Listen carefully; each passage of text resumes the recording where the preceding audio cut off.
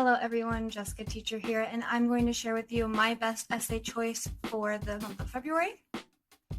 I chose Sojung from Mercury class.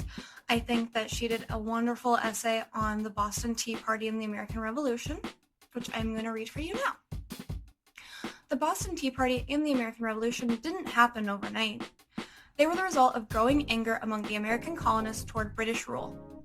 After the French and Indian War, 1754 to 1763, Britain was deeply in debt and decided to tax the colonies to help pay for it.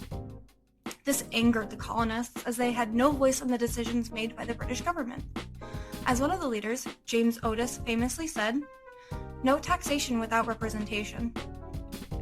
In 1764, Britain passed the Sugar Act, which taxed imported goods like sugar and molasses. Just a year later, the Stamp Act, 1765, was introduced, placing a tax on paper items such as newspapers and legal documents.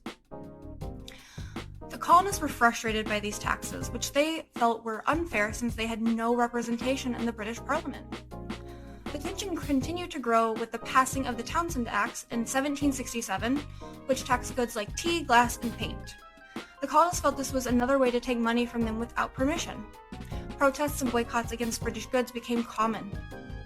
Finally, in 1773, Britain passed the Tea Act, allowing a British company to sell tea directly to the colonies, bypassing local merchants.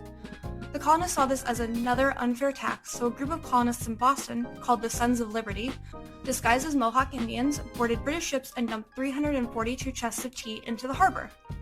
This event, known as the Boston Tea Party, was a key turning point that led to the start of the American Revolution.